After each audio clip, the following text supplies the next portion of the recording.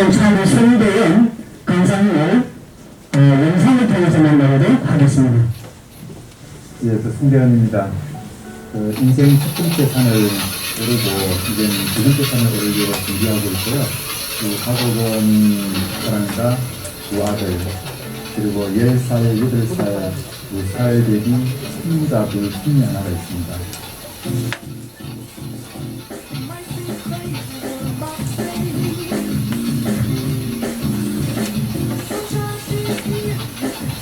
지금 너무 좋습니다. 자유롭고 평화롭습니다.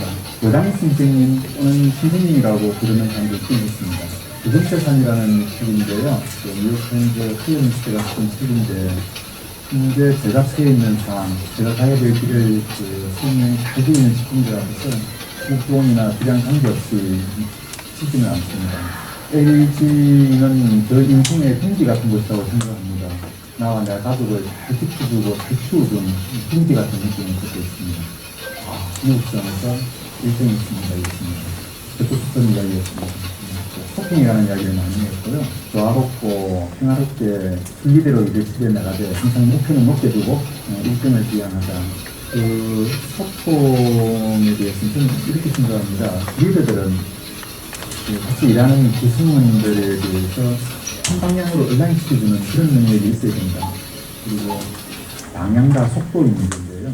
어느 정도 속도로 어느 방향으로 갈 건지를 한 방향으로 정렬을 해줘야 된다는 게 저는 소통의 원칙이었고요.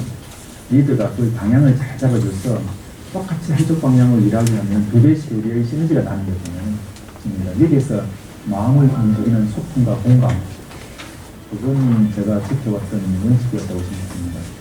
저하고 이렇게 같이 일하면서 많은 부분이 마음이 통했다, 잘 소통이 되었다, 자존감, 자신감들을 복돋는데 도움이 되었다, 이런 느낌을 받을 수 있을 거라 생각하고요. 이 부분들이 제가 원래 지향했던 부분입니다. 그런 부분들이 전달된 것 같아서 좀 뿌듯합니다.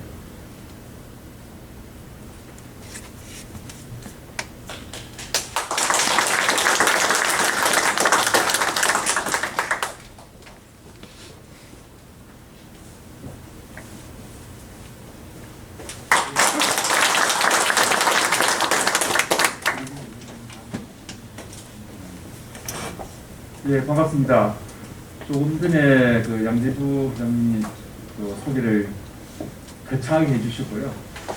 사람이 이럴 때 당황하는구나 그런 경험을 했습니다. 또 영상을 가지고 간단히 소개를 했는데요. 이 모임을 위해서 만든 영상이 아니라 우리 그룹 연수원에서 부임 임원들 교육 자료로 만든다고 해서 한 1시간짜리 영상을 찍은 것입니다. 그 중에 일부를 발췌해서 제를 소개하는 그런 모습으로 말씀드렸습니다. 사실은 저는 사내에서 우리 직원들을 상대로 하는 강의들은 자주 했습니다만은 외부에 나와서 외부 사람들을, 외부 전문가들을 상대로 강의한 건 오늘 처음입니다. 그래서 어디에다 눈높이를 맞춰야 될지는 잘 모르겠는데 어쨌든 제가 하던 식으로 하겠습니다. 부족하고 그런 부분이 있겠지만은 저는 자신 있게 하려고 합니다. 제가 요청받은 주제는 주제 1, 2 중에 하나를 선택해서 해주시면 좋겠다라는 것이었습니다. 1등 기업의 성공 비결과 중소기업가의 상생 경영에 관한 것인지 고객과 윈윈 커뮤니케이션 방법에 관한 점 했으면 좋겠다고 했는데 따로 하는 것보다 어디 가서 후식 줄 때 차를 마실래요, 아이스크림을 하실래요 하면 전 2개 다 달라 그럽니다. 그렇듯이 주제도 2개 다를 가지고 섞어서 이야기를 하려고 합니다. 혹시 어느 한쪽에 조금 치우칠 수는 있는데 저는 순수히 저 경험을 이야기하다 보니까 여러분들이 그러니까 각 중소기업, 중견기업에서 겪고 있는 상황들하고는 많이 다를 수도 있을 것 같고요. 또 어찌 보면은 치열하게 생존 경쟁에서 훨씬 더 치열하게 경쟁하고 있는 중소 중견기업의 상황과 조금 다른 대기업의 입장에서 이야기할 수도 있습니다. 그런 부분들이 이렇게 언매치가 되더라도 이해를 해주시고 대기업은 저런 단점을 가졌구나 그렇게 이해를 해주시면 좋겠습니다. 그래서 오늘 주제는 이 두 가지 주제에 대해서 제가 섞어서 꼭 구분하지는 않겠습니다. 믹스해서 말씀을 드릴 거고, 제가 이야기 드리는 도중에 저는 아까 토크쇼 형태로 이야기를 하자고 했는데, 이 주제에 올려놓고 지금부터 질문이나 하고 싶은 이야기 하십시오 그러면은 참 서로 질문 안 하면 참 어색합니다. 그래서 저는 제가 준비한 워딩만 가지고 진행을 할 텐데, 혹시 그 부분에서 보태거나 어떤 질문이 필요하시면은 말씀을 하시면은 그쪽으로 집중해서 말씀을 드리도록 하겠습니다. 우선 화상으로 제 소개를 드렸는데요. 다시 한번 소개를 드리도록 하겠습니다. 저는 보통 만나면 명함을 드리잖아요. 명함을 드리면 이런 명함을 드리지 않습니까? 그래서 송대현입니다. LG전자 사장이고요. 현재는 고문으로 있습니다. 이거 좀 너무 단편적이지 않습니까? 그래서 이 소개하는 방법도 제가 조금 달리 좀 하고 싶습니다.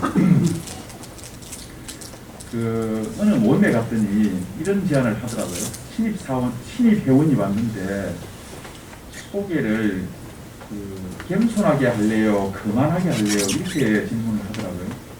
자, 예를 들어서 제가 이 자리에 왔는데 겸손하게 소개하면 이렇습니다. 저 LG전자에 38년간 근무를 했고요. 최근에 퇴임을 해서 고문으로 있습니다. 근데 별로 아는 것도 없는데 이렇게 불러주셔서 고맙고요. 미천한 경험이지만 들려드리겠습니다. 이건 이 오디언스 듣는 분들 입장에서 보면은 되게 애매합니다, 그죠? 그럼 왜 왔어? 뭐 그런 입장이지 않습니까? 왜 왔냐고 그렇게 자신도 없고 하고 싶은 이야기도 없는데 그런 느낌을 준답니다. 그래서 좀 그만하게 자기 자신을 좀 자랑하고 드러내는 게 그래야 이 사람한테서 뭘 배우고 이 사람이 뭘 강점을 가졌구나라는 것을 좀 캐치하기가 쉽다고 그러더라고요. 좀 그렇지 않을까요? 그래서 조금 이야기하는 도중에 조금 그만하게 할 수도 있습니다. 그래서 그런 관점에서 봐주셨으면 좋겠습니다. 예를 들어서 그래서 제 소개를 좀 하려고 합니다. 저는 83년도에 LG전자에 입사를 했었어요. 그때는 제가 전공이 기계 설계였습니다. 그래서 처음 와가지고 전자레인지 설계를 했습니다. 전자레인지 설계를 해서 R&D 쪽에서 97년까지 한 14년 동안 설계를 하다가 97년도 IMF 직전에 시카고 지사로 발령을 받아가서 세일즈 엔지니어를 했습니다. 거기서 한 3년 정도 하다가 2000년도 딱 될 때 들어왔는데 그때 임원으로 들어왔으니까 지금 38년 동안에 임원 생활을 한 22년 정도, 사원 생활을 한 17년 한 것 같더라고요.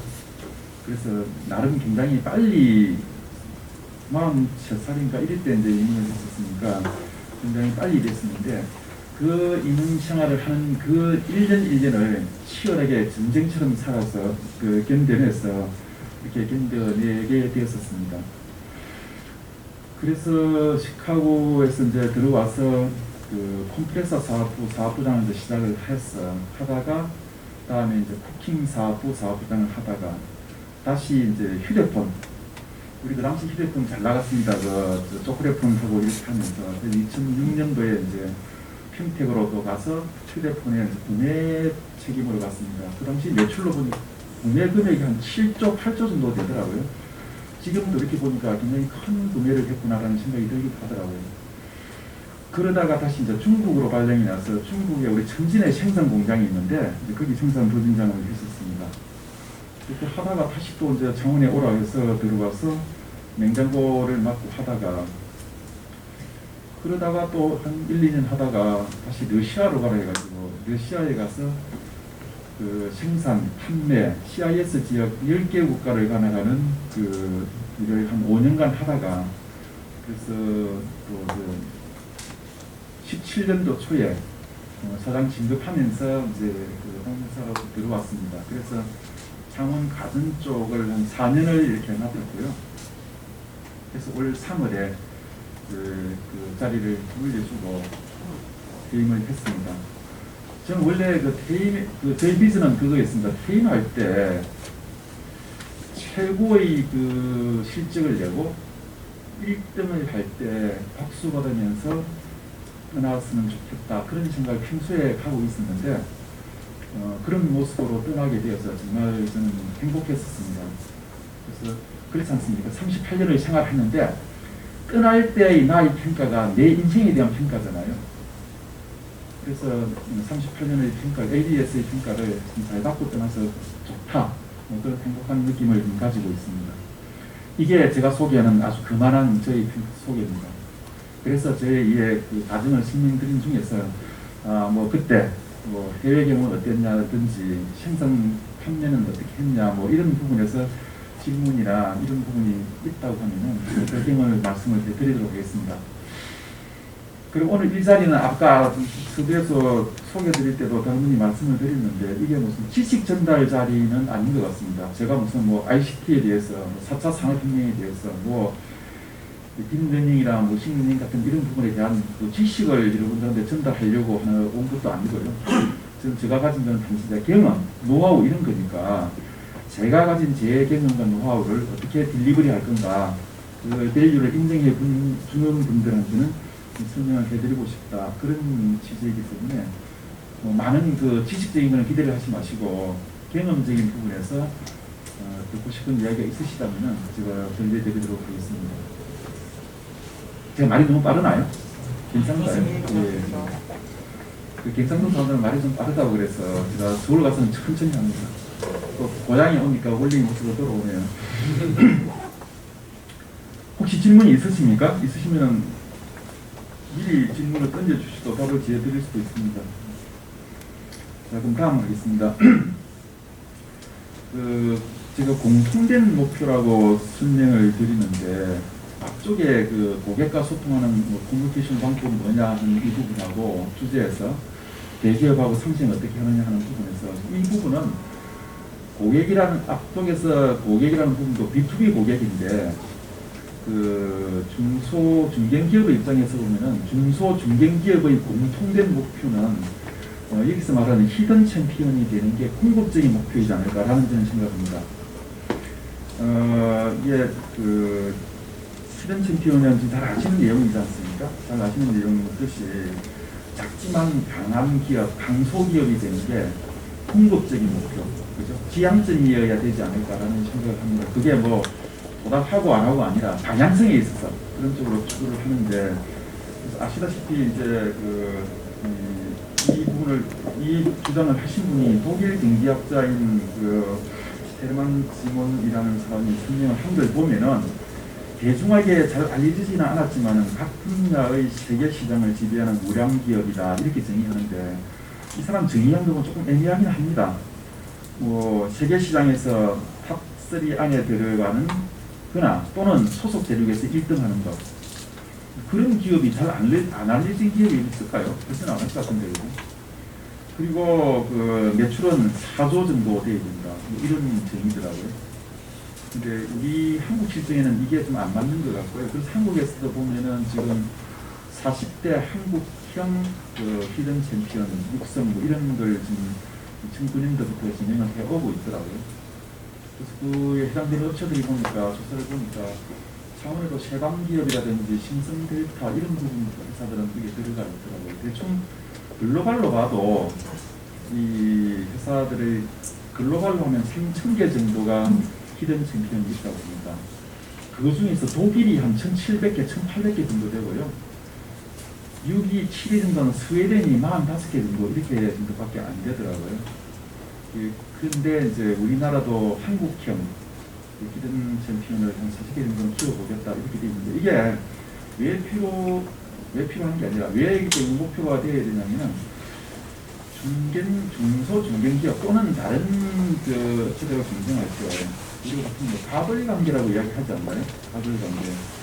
갑을 관계에서 그게 상대방이 규모가 내보다 크고 나는 규모가 적다 이래서 갑이 아니라 영향력 관계죠. 영향력 관계. 내가 세계적인 독보적인 기술을 가지고 있고 내 아니면 안 되는 그런 기술과 제품을 만든다고 보면은 갑과 을이 바뀌는 거 아니에요? 갑과 을이 바뀌는 거 아니에요?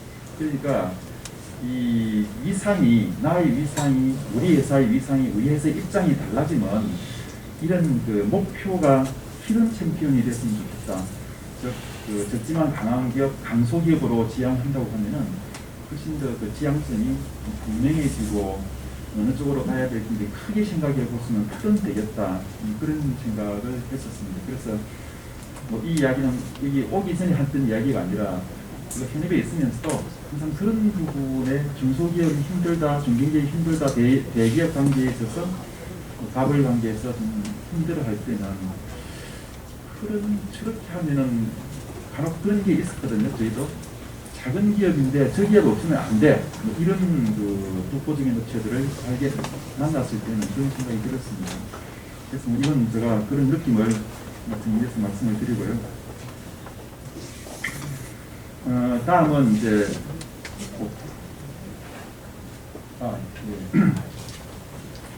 다음 또 제가 생각했던 거 기업인들 사업가 정신이 있어야 된다고 하는데 영어로 안트프리너십이라고 이야기를 하는데요. 그래서 이게 제가 설명을 이게 학문적으로 설명하니까 너무 복잡하고 그래서 예를 들어서 제가 설명을 하나 드리려고 이게 젊은 청년입니다. 청년이 아니고 젊은 청년의 도전기에 대해서 제가 설명을 좀 드려볼 테니까 이게 되게 재밌는 이야기인데 말씀을 드려볼게요. 이 사람의 그 행적을 보면은 이런 게 있습니다. 기회를 포착하고 그리고 그 기회에 대해서 도전을 하고 도전을 해서 가치를 만들어내는 것. 이게 기업가 정신이고 기업가들이 해야 지향해야 될 방향이 아닐까라는 생각을 이 친구를 보면 했습니다. 이 친구는 그 직장을 다니는 친구는 아니었고요. 대학교에 다니는 학생이었습니다. 근데 학생인데 이 친구가 뭘 했냐면 KTX가 처음에 이렇게 생기고 나서 철도성에서 이런 걸 했어. 1,000원에 대해서 티켓팅 할 때 1,000원에 대해서 대한항공 마일리지를 1마일을 줬습니다. 그래서 그걸 보고 이제 이 친구는 이런 생각을 했죠. 아, 이거는 내 돈 하나도 안 들이고 마일리지를 쌓을 수 있는 기회가 됐구나. 그래서 어떻게 했냐면은 월요일 아침 되면은 금요일 날 오후 6시부터 오후 8시 되는 까지 가는 부산 가는 비행기 KTX 표를 삽니다. 중간에 역방향, 순방향 마주보는 네 자리는 세 사람 좌석 표만 주면 네 자리를 준대요. 그래서 이 친구는 그걸 사요. 그래가지고 목요일 오후 되면 인터넷에 올립니다. 부산 가실 분 이 표 사면은 내가 구매한 값 그대로 팔겠다. 다 팔리잖아요. 그래서 이제 그 표를 다 팔고 자기는 마일리지를 이제 차곡차곡 쌓이는 겁니다. 근데 이 친구는 이제 그 마일리지를 쌓아가지고 뭘 하려고 했냐면은 이태리에 가가지고 프라다 가방을 가져와서 한국에서 인터넷에서 팔아보고 싶었어. 그래서 그런 경험을 왜 했냐면은 자기가 대학 다닐 때 배낭여행을 갔는데 이태리에 민박집에 묵었는데 그 집 주인이 프라다 가방을 받아서 중간 도매하는 사람이야. 민박집 주인이. 그래서 이제 이 친구는 거기 가서 그 아저씨하고 이야기해가지고 가방 3개, 4개 가져와서 인터넷에 올려서 이건 해보면 재밌겠다. 그런 아이디어, 기회를 이제 포착한 거죠. 그래서 마일리지를 모았어. 실제로 모았어. 그래서 이제 이태리로 갈 거잖아요. 그래서 그 집 주인한테 전화를 해요. 아저씨, 내가 한국에서 뭘 가져가면은 당신이 민박집을 하는데 내가 뭘 가져가면은 가장 비싸게 사주겠냐. 이렇게 물으니 그 집 주인이 동원 참치캔, 이거, 이런 걸 가져오면은 한국 가격보다도 30% 20% 비싸게 사주겠다. 이게 필요하다. 이래서 이제 친구 갈 때 가방에다가 잔뜩 그걸 가져갈 수 있는 최대한 싸가지고 가요. 가서 주인하고 이제 계산을 하죠. 차익만큼. 그러니까 민박비가 하나도 안 드는 거예요. 그래서 민박비가 하나도 안 들이고 비행기 표는 공짜로 가고 그리고 이제 프라다 가방을 자기가 생각해서 젊은 사람들이 좋아할 만한 걸 몇 개를 이제 자기들끼리 할 수 있는 최대치를 가지고 오는 거죠. 그래 와가지고 인터넷에 이제 올립니다. 그 인터넷에서 진위를 판단하는 어떤 또 기준이 있더라고요. 그래서 그걸 딱 올리면은 금세 팔려요. 그래서 이제 이 친구가 이제 좀 재미를 또 붙여. 그래가지고 또 이제 마일리지를 더 쌓아가지고 이번에는 혼자 가면은 힘을 가져오는 게 한정이 되니까 사람을 더 데려가야 되거든요. 그래서 자기 동생한테 제안합니다. 니 유럽 놀러 안 갈래? 그래가지고 또 마일리지 쌓아가지고 그 사람의 표를 받아가지고 동생을 데리고 가가지고 똑같은 코스를 거쳐가지고 올 때 이제 두 사람이 나누니까 좀 더 가져오잖아요. 이렇게 해서 그 학교 다닐 때 일부 학비도 조달하고 이렇게 했어요. 그래서 내가 질문을 했어요. 왜 그러냐고. 돈이 필요한 거냐고. 자기는 돈이 필요한 게 아니라는 거예요. 이게 이런 기회에 이렇게 한번 해보고 이렇게 만들어 보니까 이게 되더라. 그래서 자기는 거기서 쾌감을 느낀다는 거죠. 그래서 그게 그 기업가 정신에서 보면은 그런 것 같아요. 그렇게 하다가 보니까 뒤에 돌아보니까 돈이 있더라 뭐 이런 거지.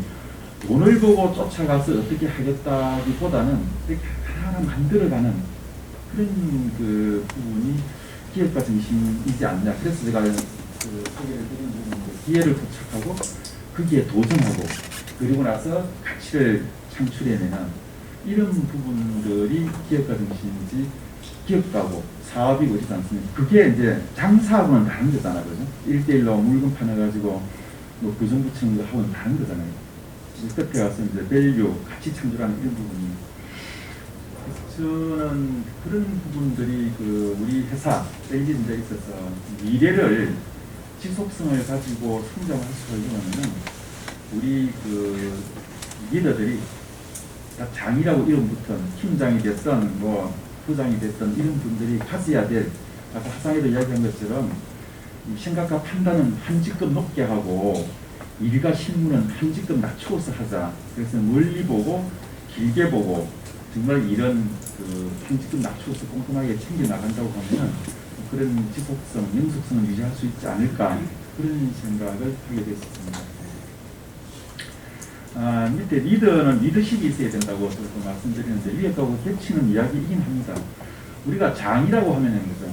집에 가도 가장이라 그러지 않습니까? 가장, 집안의 대장이고 뭐 부장이 되든 또는 뭐 어느 조직의 장이 되든 그 장은 정말 장한테 굉장히 중요한 건 그 화상에서 말씀드린 것처럼 속도와 방향이거든요.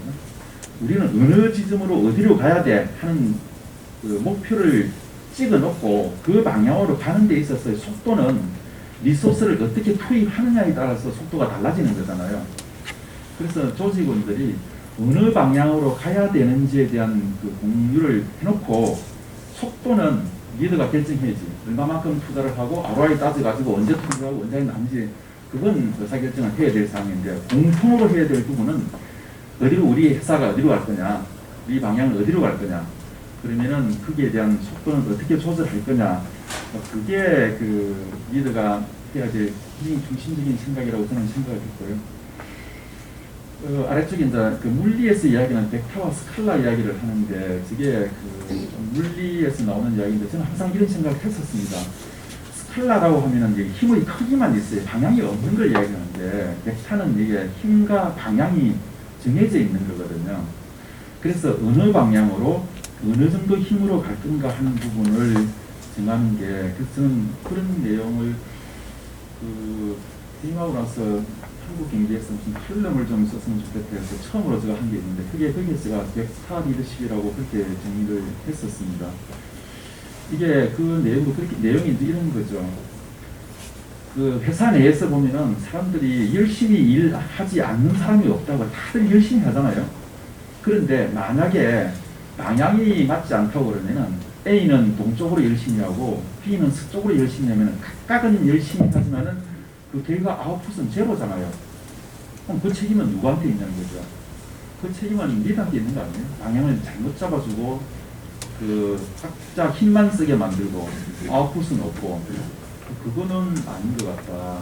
그래서 리더의 그 덕목 중에서는 그 방향과 속도를 어떻게 정해줄 건가 뭐 그 부분이 뭐 가장도 마찬가지일 거고 회사에서 직장의 장도 마찬가지고 그러지 않을까라는 생각에서 그런 그 이야기를 했었습니다.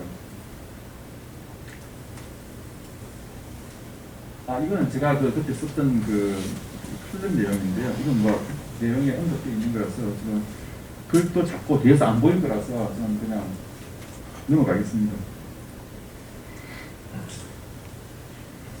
혹시 뭐 질문이나 하실 내용 없으세요? 주제하고 관계되는 거 아니어도? 중간에 질문을 미리 드려놓고 나중에 답변. 예. 결국 기업에 관한 이야기인데 요즘 제 소개부터 예. 한국경영연구소 대표 여성입니다. 지금 요즘 우리 사회의 큰 이슈 중에 하나가 청년 일자리인데 기존 제조업체에서 청년 일자리 창출이 가능한지 만약에 그게 힘들다고 보면 만약에 힘들다고 보신다면 일단은 제시해주고 힘든다면 어느 쪽에 어떻게 해야 진짜 청년 일자리가 만들어질 수 있는지 사장님의 개인적인 견해를 보겠습니다. 그 청년 일자리는 굉장히 중요한 그 사회적인 화두이고 우리 사회 구조상에서 그 심각하게 다뤄야 될 문제가 않습니까? 예, 저는 그래서 그 지금 사회적인 환경으로 보면은 청년 일자리는 자연스럽게 확장되어 갈 수 있으리라고 보는데 그 부분이 과거에 말한 제조업 기반의 몸으로 하는 그런 게 아니라 ICT 기반으로 하는 이 지식 산업 쪽은 훨씬 더 빨리 갈 수 있고 간다고 보여집니다. 요즘 심지어 그러지 않습니까? 개발자들 확보하기 힘들다. 그래서 개발자 확보에 대한 경쟁도 붙고 있고 이러는데 그런 부분에서 사회가 변화해 가는 데 있어서 맞도록 그쪽으로 이 인력 육성이나 그 훈련을 한다고 보면은 그쪽은 빠르게 지금 그랬거든. 사람이 모자라는 능력이 있고 남는 능력이 있습니다. 그죠? 그런데 모자라는 능력에 대한 그 사람의 공급, 교육 이런 계획이 좀 치밀해진다. 좀 그렇게 되면 왜냐하면 회사에도 신입사원을 뽑아가지고 교육시키는 과정이 더 길지 않나요? 우리가 내 입맛에 맞는 사람을 딱 구하지는 못하는 거잖아요. 그런 관점에서 보면은 산업 또 이 중의업 이런 관계가 절실해 보이고요. 그래서 그런 부분을 잘 이끈다면은 저는 항상 그런 생각을 했어요. 요즘처럼 빨리 이렇게 변하고 있는 시대에 젊은 사람들이 수혈이 되어서 조직이 빨리 돌아가야 된다고 하는데 그 중에 하나는 이유가 이겁니다. 우리 직원들은 항상 했던 이야기가 내가 정신무검에서 잠깐 말씀을 드린 이야기인데 세상이 백의 속도로 변화하면은 젊은 사람들은 세상의 변화 속도와 생각의 변화 속도가 이 동기화가 돼서 그걸 따라가요. 그런데 이 나이가 드신 분들은 경험은 많은데 세상의 변화하는 속도를 못 따라가거든요. 근데 문제는 나이든 내 입장에서 나도 마음은 청춘이니까 세상 변화를 다 따라간다고 믿고 있는 그게 문제더라고요. 만약에 내 스스로가 세상의 변화에 빠르게 변하기 때문에 내가 다 못 따라간다, 50밖에 못 따라간다. 그걸 인정하면은 한 50% 정도의 받아들일 공간을 만드는데 그걸 안 하니까 자꾸 그 밑에 사람들이 올라오는 보고나 이런 부분들을 자기 과거의 개념이나 자기 생각으로 재단을 해버리니까 이 의사소통이나 이런 부분이 잘 안 된다. 이런 관점에서 보면은 그 젊은 사람들이 빨리 조직 내에서도 빨리빨리 들어와서 새바람을 일으켜주고 분위기를 만들어줘서 이 오래된 사람들의 생각을 바꾸게 하든지 아니면 그 사람들의 그 사람들하고 세대 교체를 하든지 이렇게 빨리빨리 이루어져야만이 건강하고 발전하고 성장할 수 있지 않을까라는 생각을 합니다. 근데 그걸 구체적으로 정책적으로 어떻게 해야 될지 하는 부분들에 대해서는 제가 답변을 드리지 못하겠고 저는 그런 생각을 했었고 우리 HR 쪽하고도 항상 경기가 어떻게 되든지 항상 일정한 규모의 신입사원을 뽑자. 그래야 항상 그 세대 교체나 이 새로운 바람을 불어넣을 수 있을 거다. 그래서 작년에는 제가 했습니다. 창원 경남에 있는 대학 총장님들 모신 자리에서 그 전까지는 우리가 지방에 있는 대학 신입사원을 별로 안 뽑았었거든요. 그래서 할당을 하겠다. 우리 전체 뽑는 인원의 10%, 20%는 지역대학에서 뽑겠다. 그래서 이 사람들도 들어오고 서울에 있는 사람도 오고 이렇게 믹스 되도록 하자 이런 이야기를 했었는데 그런 부분들은 참 답드리긴 애매하지만은 각자의 관점에 따라서 각자의 회사가 노력하고 있어야 된다는 생각을 합니다.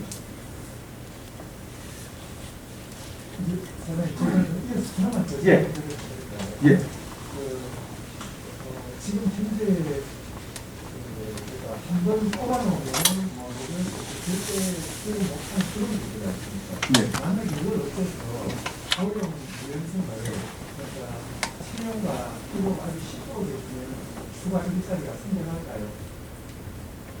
그렇다고 해서 다른 사람과 대체가 되지, 그게 생산성이 올라가느냐 내려가느냐 그건 좀 다른 이야기일지 모르겠는데 일자리가 더 만들어지고 덜 만들고 하고는 조금 다른 이야기지 않을까요?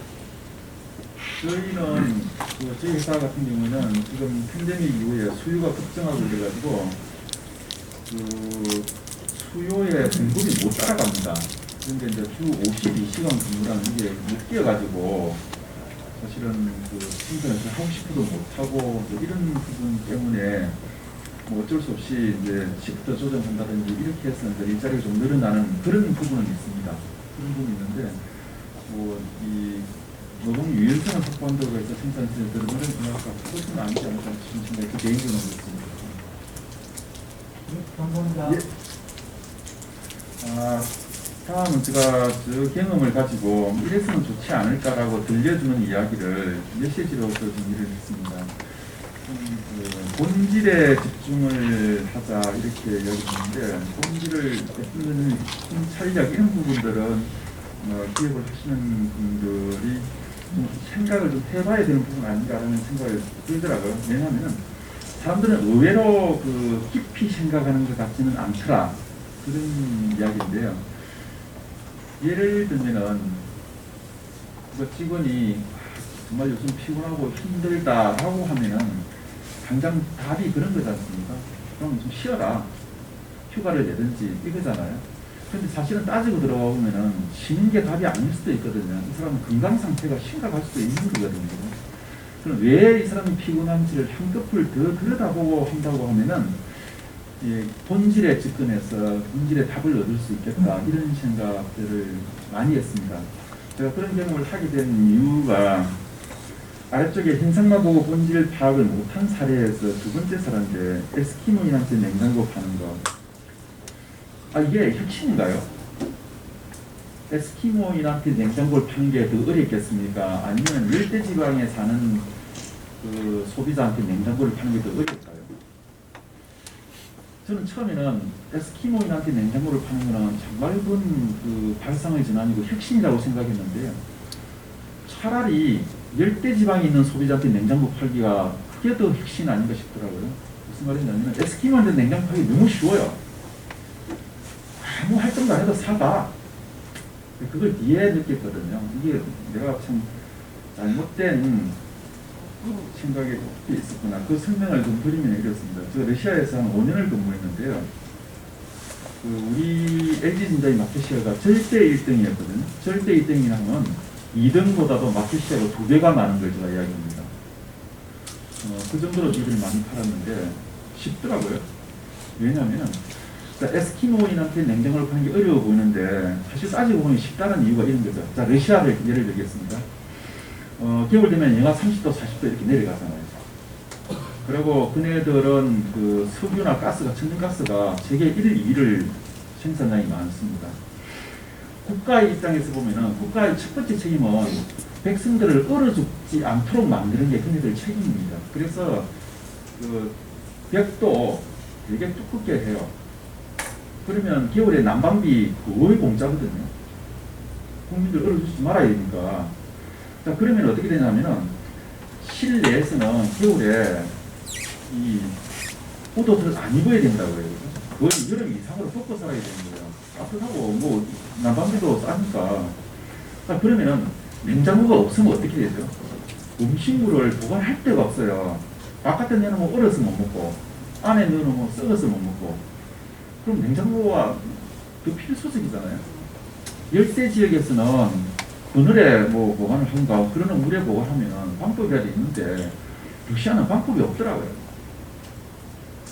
근데 그게 처음에는 난 에스키모한테 냉장고 파는 거, 야, 그거 대단한 거다 이랬는데 정말 대단한 거 아니더라고요.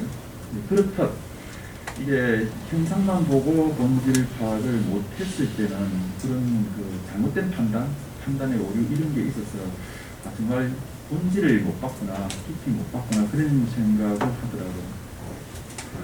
저기 엔론의 실패 사례가 됐는데 이게 2000년도 초에 미국의 에너지 기업이 엔론이 실패해서 분식 대기업 이런 것 때문에 거의 망했거든요. 이 사람들 망한 이유를 보면 이렇더라고.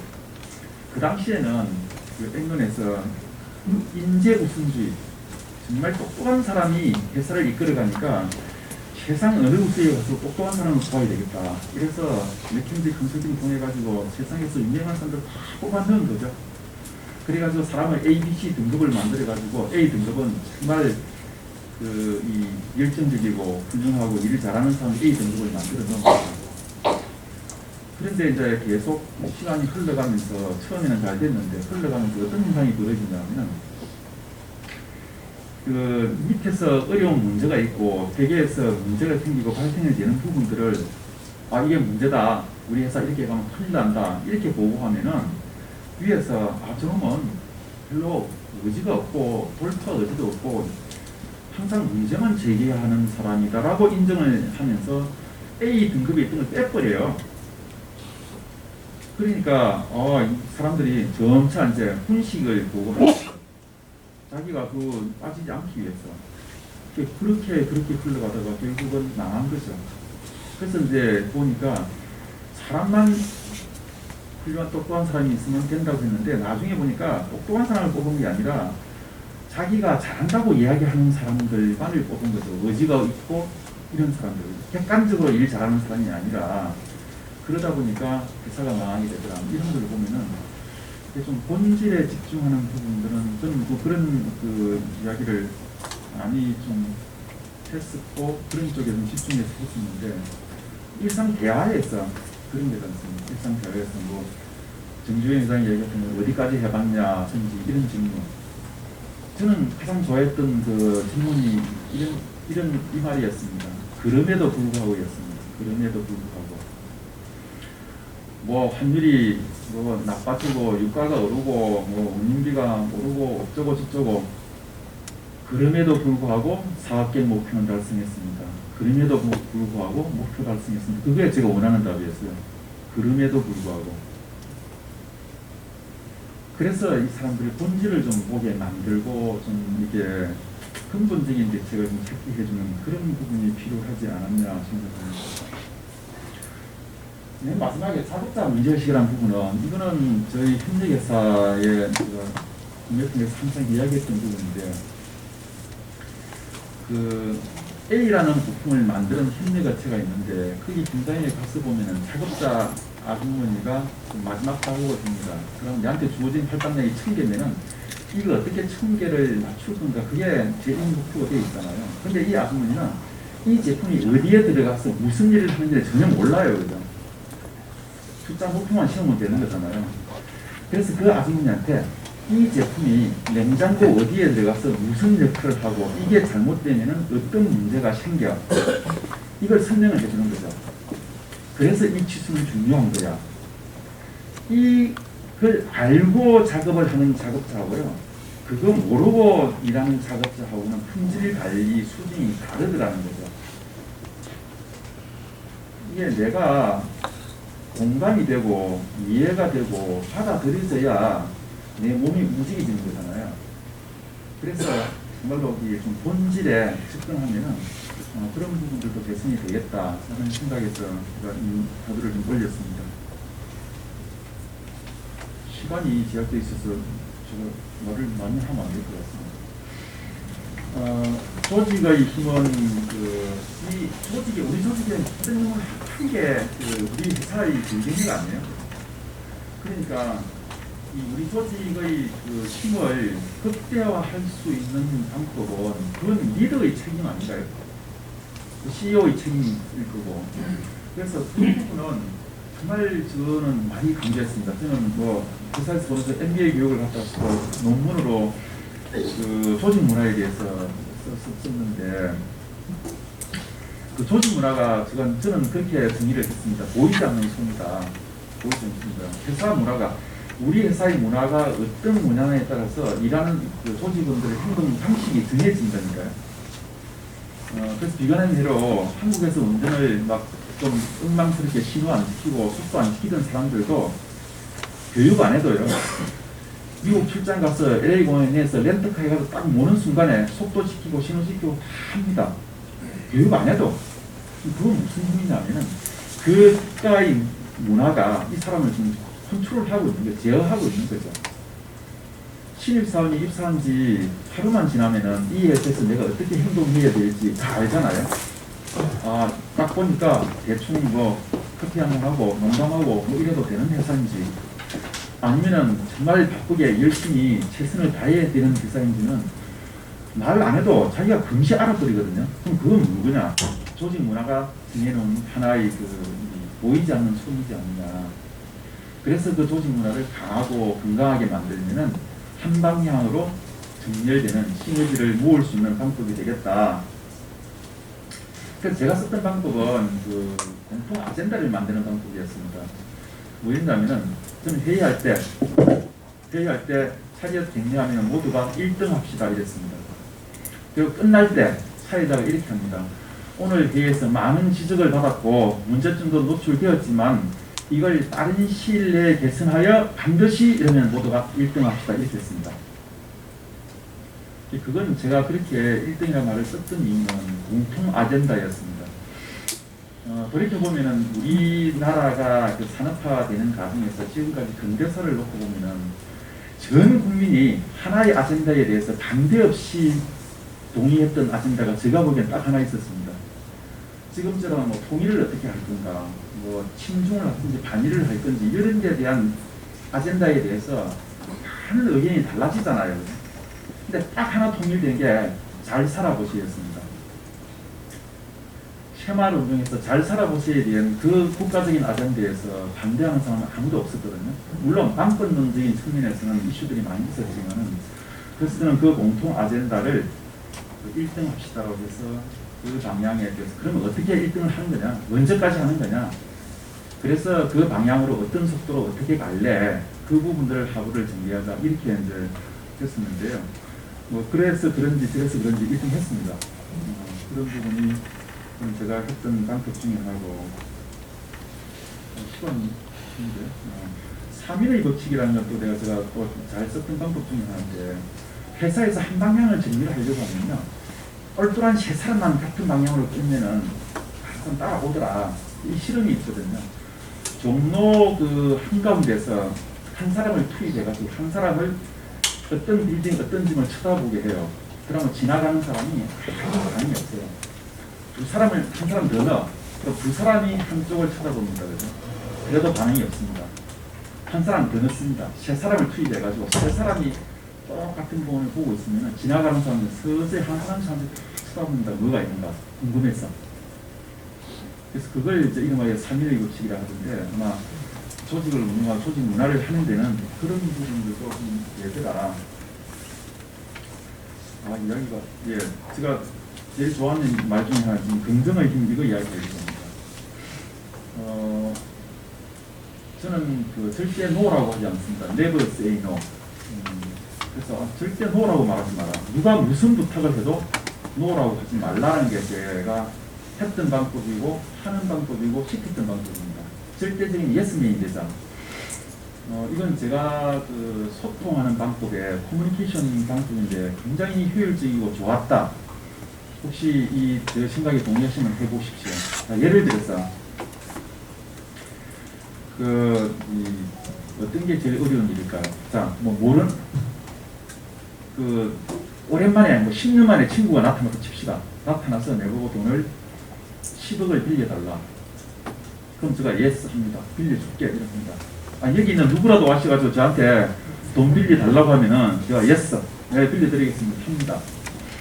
그런데 첫 번째, 10억에 해당하는 담보물을 제공해 주십시오.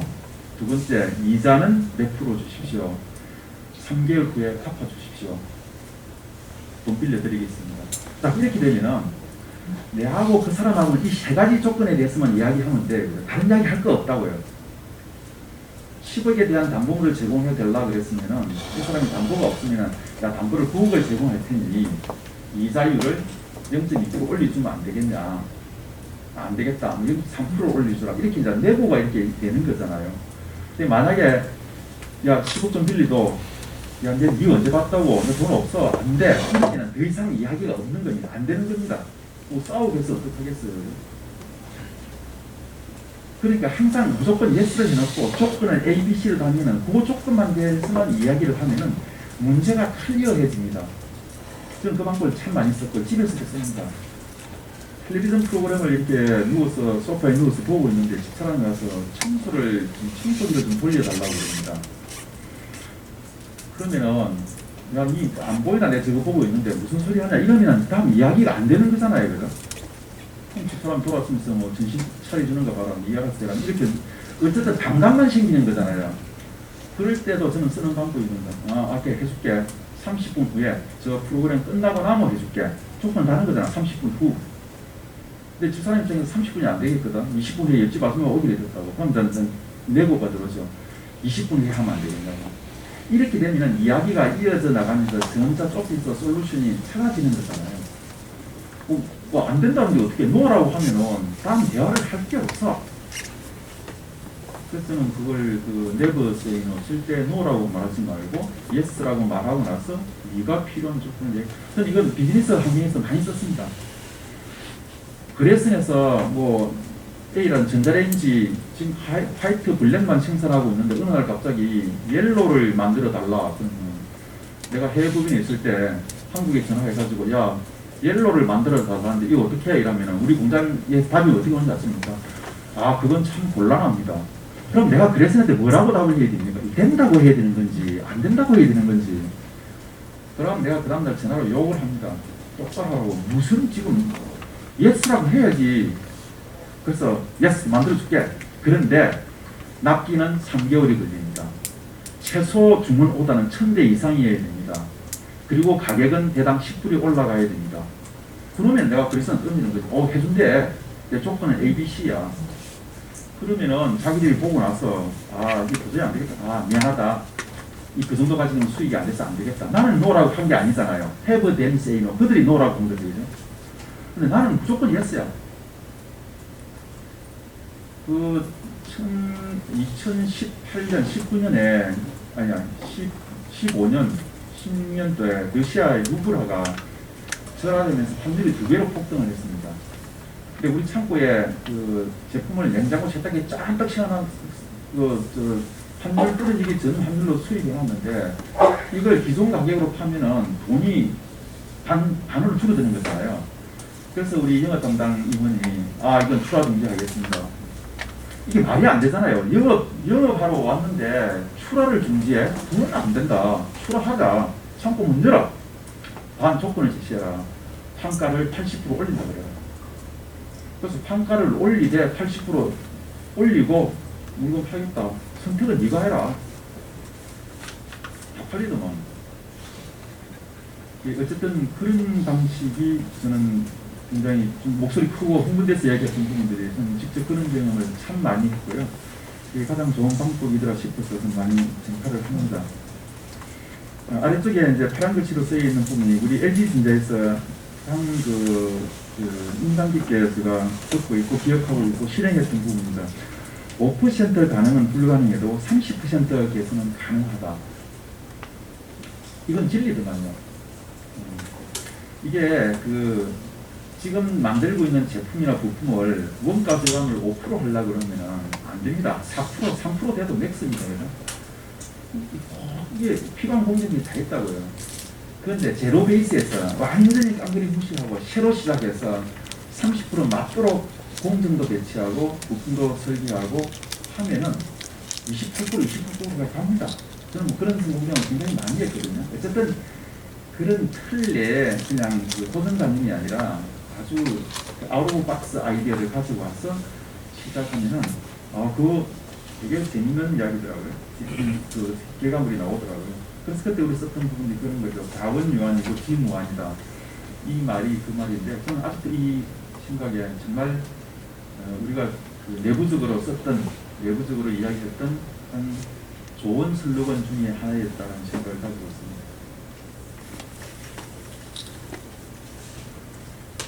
혹시 뭐 이런 부분에 이해가 더 필요하면 저 얼마든지 밤새워 이야기할 수 있습니다. 다음은 큰 그림을 그리라는 부분에 대해서 좀 이야기를 좀 드리겠습니다.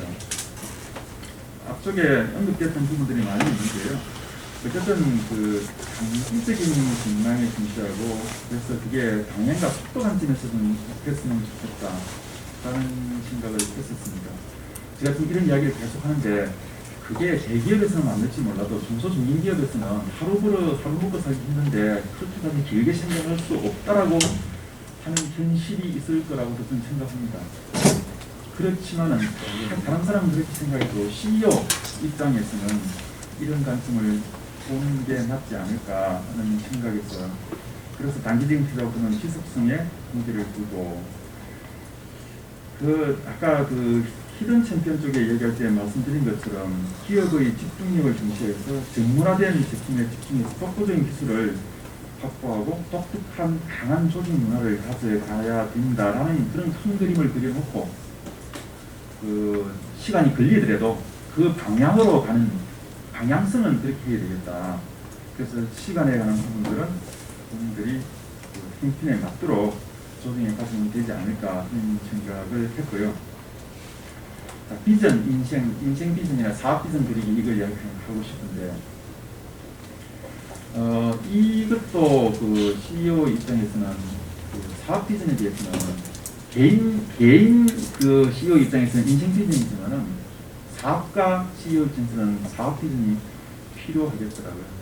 내 사업을 10년 후에, 20년 후에 어떤 모습을 그리고 싶으냐, 그건 있어야 되는 거 아닌가요? 하루하루 먹고 살기 힘들어도 언제 어떤 모습을 만들고 싶다 하는 방향성이 있어야 되겠다. 그래서 내가 또 어떤 CEO 분들한테 그랬죠. 개인 사업가 CEO이지만은 나는 언제 정년 퇴임할 건지 그걸 정해놓으십시오. 그래야 그게 맞춰서 후계자는 어떻게 육성하고 회사 구조는 어떻게 만들고 이런 거 계획을 만들어가지. 뭐 평생 할 것처럼 해놓고 나중에 사정이 있어서 이제 후계자를 선정하고 준비가 안 돼 있으면 안 되는 거잖아요. 그런 관점에서 사업 비전을 좀 그렸으면 좋겠다. 그런 생각합니다. 인생 비전도 마찬가지라고 저는 생각하는데 조금 주제하고 조금 다르지만요. 제가 이렇게 이야기하면 또 이게 듣는 사람이 그래. 니는 어떻는데 이런 또 질문을 많이를 하더라고요. 그래서 인생 비전, 그 비전에 직정해서 신입사원 와가지고 야, 그 비전이 뭐니? 이러면은 그 질문 대답이 대충 그래. 전 이 회사 사장하는 건데요. 전 이 회사 비전 임원이 되는 건데요. 그거는 그 비전이 아니라 목표, 자리에 대한 목표이지 않을까요? 제가 사장이 되면 얼마나 행복한지, 자기가 얼마나 원하는 바인지는 안 돼봤는데. 그래서 내가 그랬지, 야, 그건 네 인생 비전이 아닌 것 같다. 뭐, 이 회사 내에서 네가 도달하고 싶은 목표일지는 모르지만은, 그게 정말 네가 행복한, 네가 인생 비전이냐? 이렇게 질문을 했는데, 저 나름의 생각입니다. 그럼 이 친구 쳐다보죠. 니는 뭔데? 이렇게 이제 쳐다봐요. 저는 이렇게 이야기했습니다. 동의하실 분도 있고 동의 안 하실 분도 있을 것 같은데 저는 이렇게 이야기했죠. 나 인생 비전은 말이야. 퇴임하고 나면은 이랬으면 좋겠어. 단독주택이 되면은 그 정원에서 또는 아파트면은 베란다에서 해가 지는 그 서쪽 쪽에 노을이 질 때 그 빨간 문탁 테이블에서 집사람하고 앉아서 빨간 포도주를 마시는 게 내 인생 비전이다. 그림이 하나 그려지지 않나요? 그림이 그죠? 그래서 이게 내 거야. 그게 뭐냐고 하길래. 그래서 내가 이 그림이 완성되려면은 전제 조건이 있어. 첫 번째는 건강해야 되죠. 건강해야 되죠. 두 번째는 그런 모습이 완성되려면은 경제적으로는 부담이 없어야 돼요. 세 번째는 중요할 수도 있는데 내가 살아온 인생을 돌아봤을 때 부끄러움이 없이 떳떳했으면 좋겠다. 그래야 이 그림이 드디어 완성되는 것이지 않냐. 제가 그렇게 이야기를 했죠. 뭐 동의하시는 분들은 동의를 하지만 또 그게 뭐냐, 애게 이런 분도 있었을 것 같은데 어쨌든 저는 그렇게라도 사업 비전도 인생 비전도 그렇게 좀 그려보면은 방향성에 대해서는 그 일관되게 고민할 수 있지 않을까 그런 생각을 했습니다. 다음에 이제 그 코칭에 관한 부분인데 그 CEO들 또 조직 지인들은 특히 그 코칭 그 직원들을 어떻게 그 코칭할 건가 하는 주제를 가지고 있는데요. 저는 믿음이 하나 있습니다. 사람은 절대 변하지 않는다는 믿음을 가지고 있습니다. 제가 HR 디렉터한테 항상 물어보죠. 그 친구는 리더십이 뭐 이 문제가 있는데요. 좀 외부 컨설팅 붙여가지고 하면은 일 잘할 겁니다. 그럼 내가 딱 질문이 뭐, 사람이 변한다고 생각하냐? 난 절대 안 변한다고 생각합니다. 저는 많은 경험이 사람 절대 안 변하더라고요. 안 변하는 거는 자연의 이치 같더라고요. 당연한 거죠. 왜냐하면 사람은 자기 에너지를 가장 적게 쓰는 쪽으로 살아가는 거잖아요. 예를 들어서 내가 말을 굉장히 많이 하는 사람이야. 그런데 직장에서 상사가 너 말 좀 적게 하라고 너무 많아 이러면은 직장 내에서는 말을 안 합니다. 스트레스를 무척 쌓이죠. 집에 가면 말 엄청 합니다. 스트레스를 풀어야 됩니다. 그 반대도 마찬가지잖아요. 반대도. 그러면 그 사람은 절대 안 변한 거지. 위에서 눌러진 무게 때문에 조금씩 바뀐 것처럼 보이잖아요. 남자분들 군대 갔다 오시는 분들 그렇잖아요. 이등병 치고 똑똑한 놈이 없고요. 굉장히 치고 안 똑똑한 사람이 없습니다. 그죠? 그게 그러면은 이등병이 병장 되면서 사람이 바뀌었습니까? 이등병 때 오니까 위에서 누르는 무게가 워낙 많으니까 내 본인의 모습이 안 나타났어요. 그렇게 거지. 그래서 계급이 가면서 하나씩 무게가 치워지니까 자기 본래의 모습이 나타나는 거잖아요. 그게 사람이 변하는 거예요. 안 변한다는 절대 안 변한다. 왜냐하면 자기 에너지를 가장 적게 쓰는 쪽으로 하는 게 이게 자연 법칙이다. 그럼 코칭을 어떻게 할래? 이 부분은. 그러면은 그 사람이 가장 잘할 수 있는 강점을 육성시키고 강화시켜라. 그래가 단점을 덮어버리게, 단점을 커버할 수, 단점을 보완하는 거는 정말 힘듭니다. 안 고쳐져. 아무리 투자해도. 근데 장점을 키워주는 건 조금만 격려하고 축이면 엄청 성장하죠. 그래서 뒷담화 하는 거 있잖아요. 직원들이 자기 사장의 또 자기의 임원을 뒷담화하는 내용은 딱 이렇게 합니다. 딱 폼이 정해졌어. 단점 하나 이야기하고 장점 하나 이야기합니다. 아, 우리 상무는 말이야, 성질은 더러운데 일은 정말 잘해. 우리 보스는 일은 그렇게 못하는데 인간성은 되게 좋아. 최악은 그거지. 우리 보스는 성질도 더럽고 일도 더럽게 못해.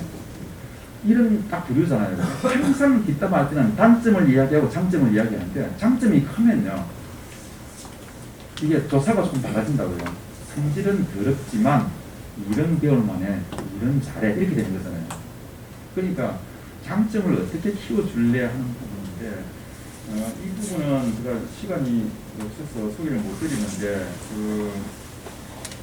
지난해 책 중에서 위대한 나의 발견 강점증명이라는 책이 있습니다. 여기 보면은 사람의 성격을 DNA처럼 분석을 합니다. 34가지 DNA로 분석해가지고 이 사람은 어떤 재능이 뛰어난지, 이 사람은 왜 이렇게 행동하는지가 표가 나도록 되어 있는 분석 툴이 있어요. 그래서 이게 어떻게 생기냐면은 되게 재밌는데, 직장에서 부하와 상사 간에 이런 관계가 있다 칩시다. 이 상사는 행동이 굉장히 재능이 많은 사람이야. 뭔가 딱 생각나면 바로 해야 되는 사람이야. 이때 부하사는 굉장히 심사숙고형이야. 그런 재능이 차이가 나면 어떻게 차이가 나면 위에 사람 밑에 사람도 꿈떠서 같이는 못하겠다고. 아, 저놈 하고는 내 입이 쏙이 트여서 못하겠다 그러고, 밑에 사람은 뭐라 하냐면, 아니 생각도 안 하고 일하는 일 시켰다고.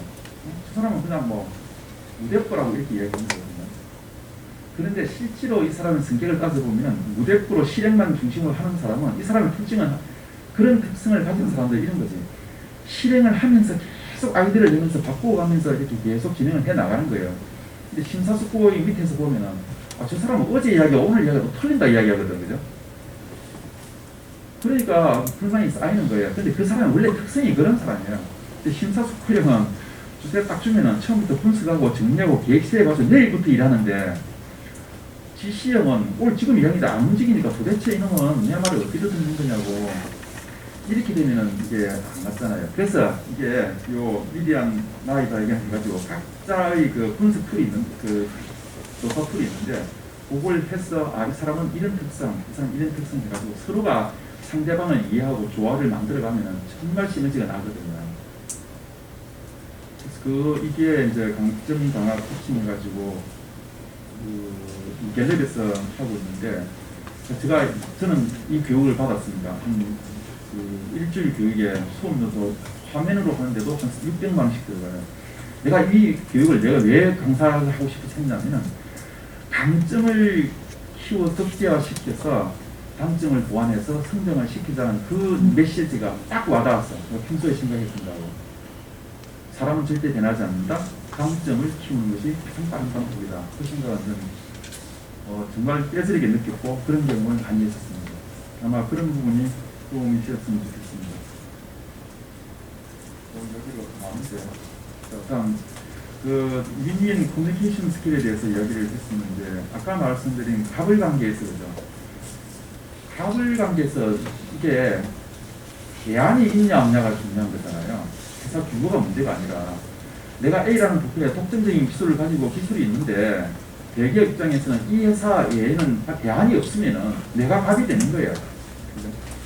그런데 대기업하고 상생해서 항상 중소기업에서 그 피해 의식을 느끼는 거는 니 아니어도 대안이 있다라는 거예요. 그죠?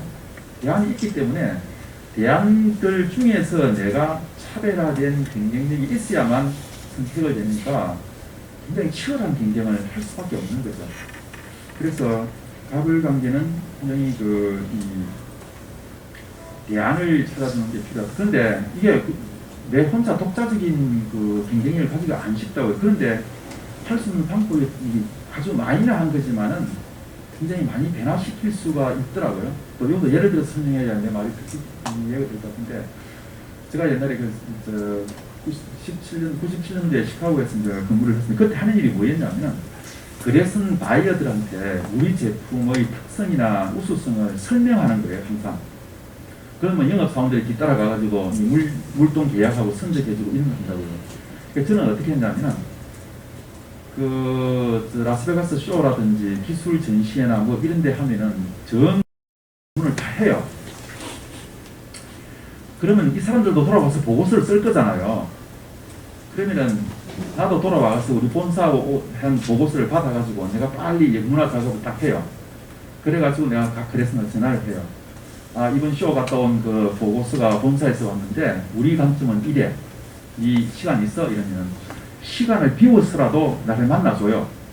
그럼 내가 우리 회사 입장에서 분석한 자료를 쫙 설명을 해주죠. 그냥 딱 해주고 나오면서 파티를 주면서 그때는 플래피 디스크 그 USB 같은 걸 딱 주고 오죠. 그러면 이 사람은 내 중도 거기에다가 지 생각해가지고 좀 껄쩍껄쩍 해가지고 내부 보고서 올릴 거는 거죠. 그죠? 그러면은 이 사람은 우리 영업사원이 만나자면 잘 안 만나줘도요. 내가 만나자면 잘 만나줬어. 이게 그 사람 입장에서는 내가 자기한테 주는 밸류가 있는 거잖아요. 그렇게 조금이라도 그렇게 차별을 떼준다고 하면은 뭐 바이어 입장에서는 나를 선택하지. 그래서 영업사원들이 그 바이어하고 그 미팅이 안 잡히면은 자꾸 내보고 좀 미팅 좀 잡아달라고. 그런 것들이 이게 그 차별화 시켜가면서 갑을 관계에서 또는 윈윈 관계에서 할 수 있는 방법이 그거지 않을까. 두 번째 윈윈 그 사례. 이것도 내가 경험한 거라서 이야기를 좀 하면은 이것도 뭐 대기업이니까 할 수 있는 건데 중소기업하고 관계 없을지도 모르겠습니다. 러시아 시장에서 저희가 그 헌혈 활동을 우리 한국 같으면은 그 헌혈을 보건사회부 이런 데서 이제 그 피를 뽑잖아요. 근데 러시아는 대표적인 피 부족 국가입니다. 그래서 피를 외국에서 수입을 많이 해요. 국민들이 헌혈을 잘 안 해요. 그래서 이제 우리가 그 보건사회부한테 LG전자가 가서 이야기를 했죠. 아, 그러면 우리가 헌혈 활동을 우리가 전개할 테니 거기에 들어가는 비용들은 다 너가 주면은 우리가 전국에 돌아다니면서 피 다 뽑아가 갖다 줄게. 우리는 방법이 있어. 아이디어가 있어. 이렇게 한 거죠. 그래서 이제 러시아 그 보건사회부에서 좋다, 하라. 이렇게 된 거야. 그래서 이제 그 헌혈 활동을 시작을 했습니다. 어떻게 했냐면 전국에 있는 우리 제품을 취급하는 지금 매장에 그 매장의 마당에서 이제 헌혈을 하는데 어떤 메커니즘을 만들었냐면은 거기에 헌혈할 때 누굴 이렇게 홍보대사로 뽑느냐면은 그 지역 출신의 올림픽 메달리스트를 섭외를 해서 이게 그 참석하게 합니다. 그럼 올림픽 메달리스트 입장에서는 국민들의 영웅시를 받고 이제 자기는 사회를 위해서 뭔가 하고 싶은데 잘 됐어. 아, 헌혈 활동에 자기를 불러주니까 자기가 오겠다는 거죠. 오겠다니까 다음에 누구 오냐? 방송사가 또 카메라가 또 딱 따라오는 거야. 그 사람이 무슨 행사를 한대. 그럼 또 그러면은 그 이야기를 하면은 그 매장, 그 지역의 매장을 여러 개 가지고 있는 사장이 그 중에 보통 정치적인 또 뜻이 있는 사람들이거든요. 방송국에서 카메라 보니까 안 오던 이 사람도 또 나타나네. 그래가지고 이제 그 행사를 이렇게 하면서 뭐 자기 직원들 피 다 뽑기하고 막 이러면서 방송국에 가서 이제 홍보를 크게 해줍니다. 그러면 그 비용은 거기 들어가는 그 자원봉사자들, 거기에 들어가는 뭐 차량 이런 거는 보건사업에서 다 주거든요. 그럼 또 다음 지역에 가서 또 옮겨가고 그걸 4년 5년간 했습니다. 첫 해는 배를 타고 했습니다. 러시아에서 볼가강까지 4,000km를 그 다음에 기차를 타고 각 지역을 돌면서 했고 그 다음 해는 비행기를 타고 A, B, C로 다니면서 했고 뒤에는 어디 할 거냐고 우리 HR 디렉터님 물으니까 우주로 가야 된대서 우주 비행사 훈련을 가가지고 해가지고 그 우주 비행기 그 발사할 때 조종사들 그 사람들이 동참하게 해서 사진 찍게 만들고 뭐 그 뒤에는 어떻게 하긴 끝났네 이랬더니 뭐 갈 때는 배로 가고 올 때는 비행기로 오면 된다고 또 하고 계속 그렇게 해나가거든요. 그러면서 연말 되면 어떻게 하냐면은 우리가 우리가 국가 돈을 받았으니까 우리 보고회를 하겠다 이래가지고 보건사회부 광장에다가 기자들을 불러가지고 그동안 우리 활동했던 걸 사진, 영상 다 올리면서 이제 이게 국가 돈을 받으니 보고를 해야 되거든요. 그러면 기자들이 또 이게 광고를 다 해줍니다. 자, 이게 좀 말이 좀 길었는데 그렇게 되면은 이게 진정한 윈윈이 되는 거잖아요. 우리는 우리대로 광고하는 거고 국가는 자기들 노력 별로 안 하고 피 얻는 거고 이런 윈윈을 포인트를 찾아낸다고 하면 되게 효율적이겠다 싶어서 이것도 제가 직접 했던 거라서 흥분해서 이야기를 드렸습니다. 참 일의 정의 우리 다의 얘기인데 우리가 출근할 때 일하러 간다 그러잖아요. 그죠? 아이들이 아빠 어디 가는 가면 나 일하러 가. 무슨 일이해? 무슨 포크레인 가지고 뭐 땅을 파는 일인지 아이들 입장에서는 일이 잘 정의가 안 되는 거죠. 근데 아이들한테 설명해 줄 게 아니라 우리 입장에서 일이 뭔지를 정의한다면 일은 문제 해결이잖아요. 문제 해결. 우리 회사에 출근하는 문제 해결이라고. 그 문제는 뭐냐 하면은 도달해야 될 목표 마이너스 현재의 모습 그 갭이잖아. 그 갭을 제로화시키는 게 그 갭이 문제고 그 갭을 제로화시키는 게 우리가 일하는 거잖아요. 그러니까 어떻게 그 일을 갭을 제로화시키는 방법은 N 가지가 있을 수 있죠. N 가지가 있을 수 있죠. 그거는 우리 담당자한테 empowerment에서 네가 방법을 찾아라. 예를 들어서 내가 지금 돈이 100만 원이 필요한데 현재 나는 돈이 30만 원밖에 없어. 그럼 나한테 지금 일과 문제는 그 70만 원이에요. 이 70만 원을 어떻게 확보할 거냐. 은행에 가서 빌리는 방법이 있고 친구한테 빌리는 방법이 있고 사기를 치는 방법이 있고 어쨌든 방법이 여러 가지잖아요. 어떻게 하든지 그걸 풀어내는 방법 그게 일하는 방법이고 일이지 않냐. 그렇게 정의한다고 하면 일을 풀어내는 게 되게 심플해지겠다. 긍정의 힘 이 이야기인데 이건 한마디로 저는 이런 말을 많이 썼습니다. 회사에 욕하려면 다니지 말고 다니려면 욕하지 말라고. 그죠? 회사에 다니면서 회사 욕하면서 다니면 지도 불행하고 회사도 불행하다. 그러면 넌 회사 안 다니는 게 좋겠다. 일을 위해서, 회사를 위해서. 그렇게 좀 긍정적으로 돌아갈 수 있도록 이 이야기를 자주 했더니 이거 결혼한다고 청첩장을 들고 왔겠네 이랬어요. 싸우려면 결혼하지 말고 결혼하면 싸우지 말라고. 돈 들여가지고 행복하려고 결혼했는데 결혼해서 싸우고 덜 행복하다면 그건 가성비가 안 나오는 거잖아요. 그래서 또 빤히 싸웁니다. 니는 그랬어. 나는 아무도 안 싸웠어 결혼하고. 다음은 그 준비된 행운, 저것도 이제 좀 설명을 드리는데, 전 고향은 진주고, 거기서 고등학교를 다녔고, 부산대학을 졸업했습니다. 그래서 이제 사장이 딱 돼서 서울에 가서 근무하니까 사람들 질문이요. 어떻게 사장이 됐습니까? 이러는데, 그 뉘앙스가, 아니, 지방 잡대에 나와가지고 어떻게 사장까지 다 됐냐고. 이런 조금 시니컬한 식물이 있어요. 저는 답을 그러죠. 운이 좋아서 그렇다고. 그러면 이 사람들 표정이 이거지. 뭐 수능 1등한 학생이 공부 어떻게 했냐니까 뭐 딴달 거 다 사고 학교 수면 충실했다고 이야기할 때 나오는 반응과 똑같아요. 그래서 내가 다시 그럴 때는 더 진지한 표정을 짓죠. 그게 내 왜 운이라고 하냐 하면은 이래서 운이라고 합니다. 그 서울대학의 그 학교 간 학생들을 보면요, 공부 잘하는 학생이 떨어지는 경우는 있지만은 공부 못하는 학생이 서울대학에 학교 가는 경우는 없습니다. 그죠? 결코 없잖아요. 그래서 내가 이제 운이 좋다고 하는 이야기는 나는 항상 준비하면서 살았다. 그런데 내하고 경쟁하는 사람들도 많이 준비하면서 살아왔을 거야. 그런데 운 좋게도 그 기회가 나한테 왔어. 그래서 나는 그 테이크를 한 거야. 그래서 나는 운이 좋은 거야. 만약에 내가 준비를 안 하고 살아왔으면은 그런 기회가 와도 내가 잡지 못했을 것 같은데, 못했는데 나는 준비를 해왔어. 다행히 그 기회가 나한테 온 거야. 그래서 나는 잡은 거야. 그래서 나는 운이 좋다고 생각한다.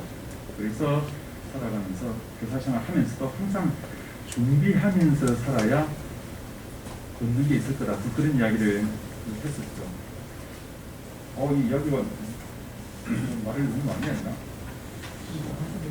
그래요? 가벼운 사례를 이야기하겠습니다. 진급하고 거절 인상인데, 제가 중국 공장에 있을 때 현대개사에서 우리 직원들은 그 기능들이 자주 퇴직을 해요. 그래서 그 집은 퇴직을 안 하는 거야. 어떻게 퇴사율이 이렇게 낮냐고 했더니 그분이 쉬고 있으면서 그러더라고. 우리 회사는요, 일요일 아무리 되어도 진급을 안 시켜요. 월급만 계속 올려줘요. 근데 이 회사 과장 월급이 딴 회사 부장 월급만큼 되는 거예요. 그래서 딴 회사 달라고 이래서 들고 와서 어느 회사 과장 이렇게 했으니까 월급이 지금 받는 것보다 훨씬 작을 거야. 그러니까 이 사람들 못 옮겨. 저 밑에 또 혁신 대안 개성공단 사례. 제가 또 MC 휴대폰 구매 신청할 때 현대개사에서 이게 PCB약 안에 들어간 게 아주 작은 부품인 게 손으로 조립해야 되는 게 있어요. 근데 어느 업체가 와서 하루는 자기가 제안했어. 지금 가격에 52%를 따주겠다. 48%의 단가로 자기가 그 납품을 할 테니 물량을 다 주라. 그러면은 그 구매 담당자가 당황합니다. 이게 이제 덤핑으로 들어와가지고 누구 사업 말아먹으려고 그러냐고. 그래서 그러면은 맹시스를 가져와 봐라. 왜 그런지 보자. 이랬더니요, 정말 그 실감나게 하더라고요. 이 양반은 그 당시 개성공단에다가 그 라인 하나 깔아놨어요. 그래서 그 서울 근교에다가 자기 원래 공장에다가 밤새도록 자동으로 그 전선하고 연결하는 그 콘센트 작은 걸 미시한 걸 밤새도록 찍어내요. 그래가지고 밤새도록 찍어가지고 이거 아침 되면은 빨리 싣고 개성공단에 올라가서 개성공단 아줌마들이 조립하면 오후에 싣고 딱 내려와요. 그러면 이게 미세 조립하는 게 인건비가 50% 60%인데 그죠? 개성공단에 가서 해보니까 이게 뭐 48%도 그래서 이건 근거가 있다. 자, 물량 좀 돌리라. 이랬던 거거든요. 그렇듯 큰 시에서 기회를 찾아내면은 그런 부분도 이 대안이 되겠구나 그런 생각을 했고요. 이 마케팅 스토리인데 마케팅 스토리 이것도 좀 제가 말씀을 드리려고 하는 게 이것도 재밌는 이야기입니다. 제가 미국 출장을 뭐 1년에 10번도 가고 이럴 때가 있었어요. 근데 가서 이게 그레슨들하고 상담하면은 나는 혼자 이거 15명 앉아있고 난 앞에서 이제 이 문제를 설명을 해야 됐잖아요. 근데 이 사람들이 표정이 변화가 없으니까 내 말을 알아듣는지 내 영어가 없었는데 전달해 주는 게 궁금해요. 그래서 내가 그때부터 원칙을 세웠어요. 어떤 춤을 추든 노래를 하든 한번 웃기고 시작해야지. 아이스 브레이킹을 해야 되겠다. 이런 생각을 했죠. 그러면 좀 부드러워져요. 근데 가장 좋은 방법이 선물을 주는 거예요. 만나자마자 선물을 하나씩 주는 거죠. 그런데 내 이전에 한국 사람들 얼마나 많이 만났겠어요. 우선 뭐 책동 저걸 입은 인형부터 해가지고 뭐 온갖 거 다 받았을 거잖아요. 인삼차부터. 난 줄 게 없더라고. 그래서 내가 생각하는 게 그 오리 목각 인형이라고 3,000원짜리 그 주둥이 하나는 빨갛고 하나는 파랗고 하는 이 목각으로 깎은 게 있습니다. 비닐봉지에 넣어가지고 국제시장에 가면 3,000원 하는 거. 그걸 이제 한 10개 사가지고 확산시켜가지고 포장을 다 해가지고 박스는 나가줬죠. 야, 오늘 정말 좋은 선물 가져왔으니까 내 지금까지 못 받아본 거다. 그래서 이제 딱 나눠줬죠. 딱 열어보니까 하나는 주둥이가 빨갛고 하나는 주둥이가 파란 못 가고 이러냐. 그래서 내가 설명해 줬어. 이게 말이야, 소통하는 데는 정말 이게 최고야. 최고의 선물이야. 만약에 빨간 거는 이 집사람이고 파란 거는 니래. 여기 사이 부부 사이가 좋을 때는 그 실에다가 입술과 입술이 맞닿도록 마우스 또 마우스를 이렇게 딱 씌워놔. 근데 네가 혹시 네 마누라한테 불만 있으면 출근할 때 네 오리를 돌려놓고 나오라고. 그럼 마누라를 보고 아 남편이 나한테 무슨 불만이 있구나 하면서 저녁에 오면 이야기 좀 해주고요. 피해에 대한 상황은 두 개 다 돌아와 있는 거 이건 정말 심각하다. 그 상황은 안 오도록 해라. 아 그러면은 이 3,000원짜리가요 만 원짜리 15,000원까지인데 내가 스토리를 넣어줬으니까 올라가잖아요. 그러나 뭐좀 이제 따가워 이래서 그랬지. 이거 혹시 한국에 출장 왔다가 네가 돌아가면은 들어가기 전에 그 야드에 이 오리가 바깥에 던져져 있는지 봐라. 혹시 그렇다면은 안에 다른 오리가 있을 수도 있다. 그렇게도 이야기하고 또 조금 지난 농담도 하죠. 어느 날 퇴근했더니 이 오리가 이 와이프 오리 위에 올려져 있다. 니는 그러면 이게 무슨 뜻인지 알아야 돼. 이렇게 됐죠. 그러고 나서는 그 이후부터는 내가 출장 갈 때 그 오리를 몇 개씩 가져가서 지난번에 안 받은 사람만 나눠주면 난 설명 안 해도 돼. 설명 다 해줘. 저끼리 뭐 이렇게 그리고 악수하지 마. 이 오리 잘 있냐고. 이 오리 잘 있냐고. 이 오리 잘 있냐고. 그게 그 제가 했던 그 마케팅 스토리인데 그 이야기가 맞는지 틀린지 모르겠는데 전 지어낸 이야기인데 그 이야기가 제가 계속 이렇게 이야기하는 걸 좀 하려고 했습니다. 제가 이야기를 시간이 다 됐으면 질문을 받는 측면을 할 거고 마지막 마무리를 하겠습니다. 어쨌든 저는 뭐 저 경험을 여러분들 흥분께 사실 못 맞췄습니다. 뭐 제가 가지고 있는 경험만 쭉 나이에서 설명을 드렸는데 어떤 부분은 공감하시는 부분도 있을 거고 아니면 저 이야기는 좀 더 들었으면 좋겠다 하는 부분이 있으면 저한테 선택을 하셔도 제가 시간 내겠습니다. 저는 굉장히 비싸지 않습니다. 싸게 놀아서 누가 만나자면 잘 만나주고 뭐 전화도 잘 받아주니까 부담 없이 해주셨으면 좋겠고 지금 저는 그 직원들한테도 그런 항상 이야기할 때 난 진실만 이야기하고 내가 경험하고 보고 느끼지 않은 이야기는 잘 안 한다. 잘이 아니지 정말 안 한다. 이렇게 이야기하면서 이 사람들한테 이야기가 하나 들려집니다. 내 밑에 있는 스타벅시 이야기가 있는데요. 야 우리나라에 스타벅시라는 커피 체인이 있어. 그 스타벅시 체인에 보면은 로고가 가운데 제비가 있고 박씨를 물고 있는 이 로고로 되어 있어서 스타벅스하고 굉장히 비슷하게 생긴 그런 스타벅스 체인이 있어. 그 가봤어 이러면은 이 사람들이 쳐다봐 거짓말이라고 그런 게 어디 있냐고 이러면서 휴대폰을 싹 꺼내가지고 책상 밑으로 싹 쳐봐요. 그러고 나서 아 진짜네요 이렇게 이야기를 해요. 실제로 한번 쳐보시죠. 그런 게 있습니다. 스타벅시라고. 그래서 그렇게 이제 내가 이야기하면서 맞지. 난 지금까지 한 이야기는 정말 진실이고 거짓말 하나도 안 했어. 내가 이랬죠. 근데 그게 또 이제 또 꽃에 잘 모르는 사람들은 그렇게 우리나라 그 세계에서 가장 이쁜 그 라일락이 미스김 라일락이라고 그 학명에 등록되어 있고 우리나라 꽃이 이제 정말 예뻐. 그럼 또 그런 게 어디 있냐고 또 밑에 다 미스김 라일락 쳐보더니 아 진짜네요. 이렇게 이야기를 해요. 그래서 내가 결론을 그렇게 냈습니다. 그래 맞지. 나는 진실만 이야기해. 제가 이야기하면 제가 뭐 경험에 대해서만 좀 이야기를 중구난방으로 했고요. 뭐 이것저것 쓰는다고 이야기했는데 시간이 지금 척벌이 없습니다. 그래서 시간을 조금 더 쓸 수 있다고 해서 뒤에 준비한 것도 많거든요. 이거 많이 했습니다. 뭐 재능에 관한, 강점에 관한, 작전 보완, 뭐 보완에 관한 거, 인식에 관한 거, 뭐 여러 가지 준비를 했는데 이건 하려면 밤새울 것 같습니다. 그래서 시간을 그렇게 하겠습니다. 혹시 질문이 있거나 저한테 전해줄 수 있는 이야기 있으시죠? 예, 말씀하십시오. 예. 예.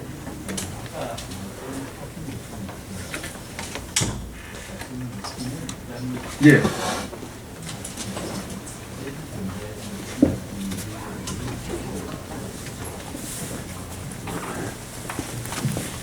사전에 뽑는다는 말씀을 하셨는데 사실 그게 저희들 굉장히 중요한 이슈거든요. 예. 지역 인재를 앞으로 공장, 그다음에 타지방에 있는 인재들도 끌어올 수 있는 방법이 지금 진행을 하고 있는지 궁금합니다. 예, 진행하고 있습니다.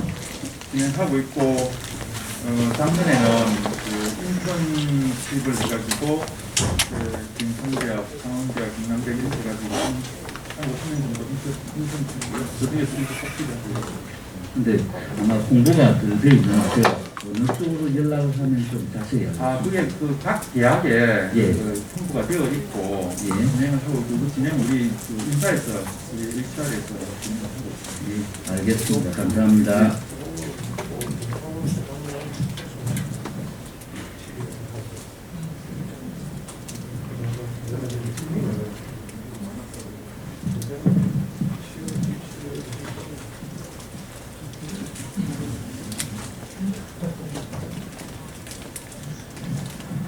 첫 번째 질문은 대기업, 중소기업 등 가불관계 측면에서 히든 챔피언에 관한 이야기인데요.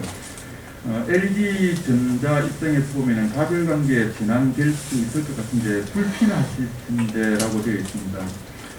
전혀 불편하지 저는 않다고 생각하는데 그런 그 가불관계라 하더라도 차별화된 부품과 차별화된 기능을 저희들한테 제공해 준다면은 우리 제품이 차별화되고 우리 제품이 특화된 거기 때문에 저희들은 그런 걸 환영하고 구하고 있고 찾고 있는 상황이어서 전혀 문제가 또 환영하는 겁니다. 그래서 LG 창원에서 현역회사를 히든 챔피언을 육성하실 계획이 있는지 하는 부분들은 우리 현역회사 육성 자금이 우리 본부가 회사에서 제일 많이 가지고 있습니다. 그걸 우리 회사 생산성 향상이나 R&D 이런 데 지원을 하고 있는데 그런 부분들이 중소기업의 의지에 의해서 어느 쪽으로 활용하고 어떻게 해야 될지 하는 부분인데 그 부분은 딱히 협력회사 실현 시스템 만들기 프로젝트 이런 건 없습니다만 그런 쪽으로 방향 잡아가기를 원하고 지원하고 있습니다. 다음 두 번째 질문이 창원에서 CEO를 하시면서 거래 협력 기업가 정신을 가진 단순한 장사하는 것이 아니고 기업의 사례 현황 수준을 소개해 줄 수 있는지 이런 부분인데 여기 우리 양재부 사장님도 계시고 그 박사장님도 계시고 그래서 아마 이런 부분들을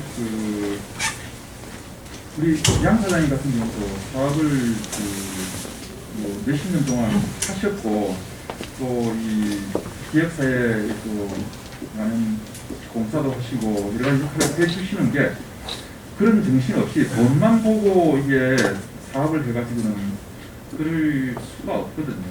그런 제조를 하시는 분들의 사명감 이런 부분들을 가지고 하시기 때문에 지금 그 기업을 20년, 30년 이렇게 특히 제조하시는 분들은 그런 사명감 없으면 못 이끌어오죠.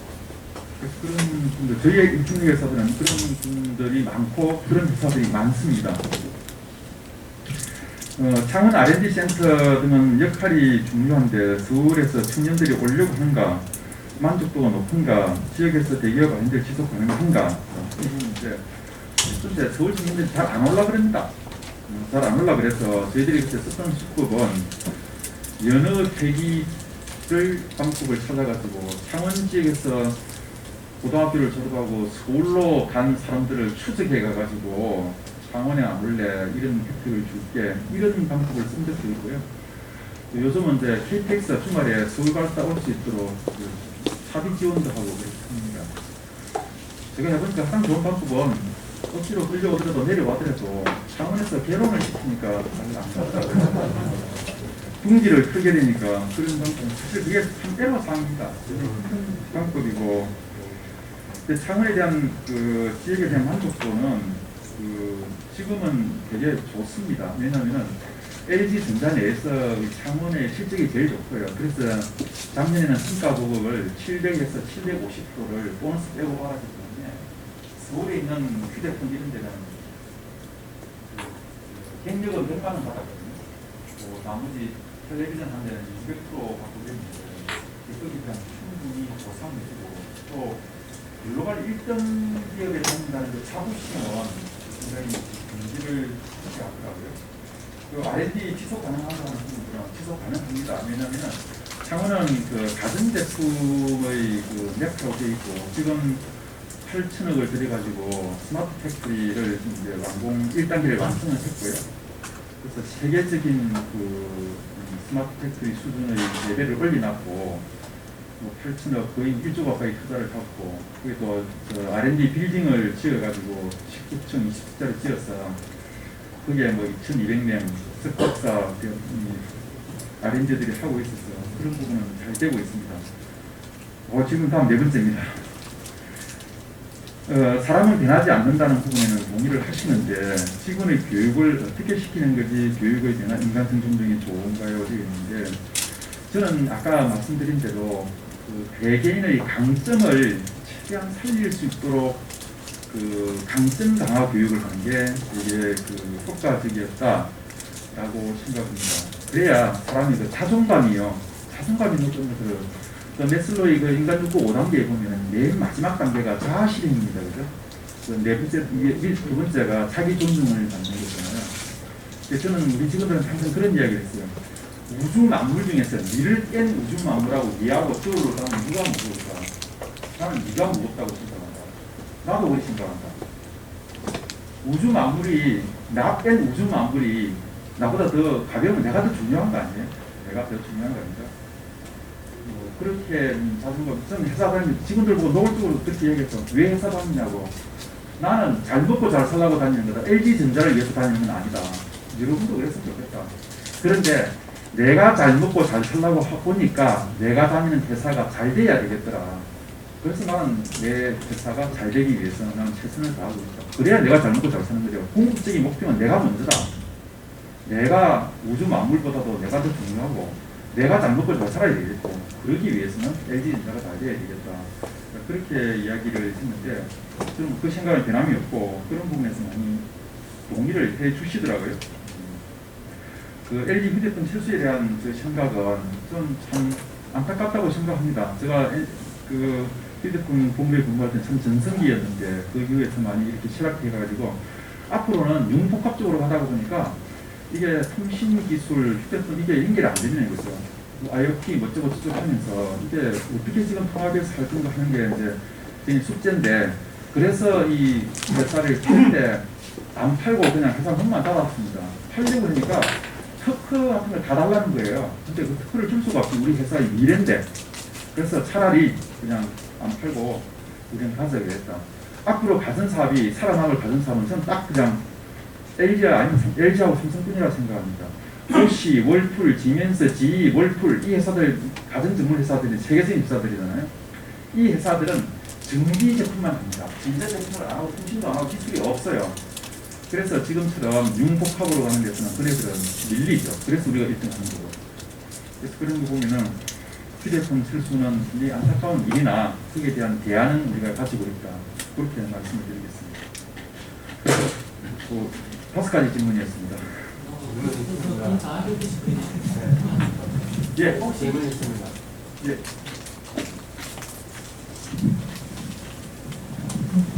예, 저는 영동테크대표 이사임 전원입니다. 저도 지금 삼성 나이라고 젊은 나이에 사회를 시작하는데요. 저는 중소기업이다 보니까 글로벌 강소기업을 한번 만들어내고 싶은 게 제 꿈입니다. 근데 이게 중소기업을 하다 보니까 늘 사람, 자본, 기술, 거기다가 깔려있는 베이스 이런 게 좀 대기업에 비해서 많이 열악합니다. 열악하면서도 그걸 해 가야 되니까 이런 파고를 해치는데 상당히 좀 힘의 무게가 많이 느껴지는 때가 많습니다. 이런 중소기업의 입장에서 이렇게 헤쳐나갈 수 있는 그런 좋은 조언이나 대안이 있다면 한번 말씀을 드려보고 싶습니다. 참 무거운 주제라서요. 제가 참 답변 드리기가 참 그렇습니다만은 근본적으로 아까 말씀드린 대로 독보적인 기술이나 이런 걸 확보를 해야 되는데 그러기 위해서는 사람도 필요하고 또 조직도 필요하고 이런데 또 사람들은 또 중소기업 잘 안 올라 그러고 이런 거지 않습니까? 그래서 저는 그런 상황을 보면서 일본의 일본전산이라고 미덱이라는 회사가 있습니다.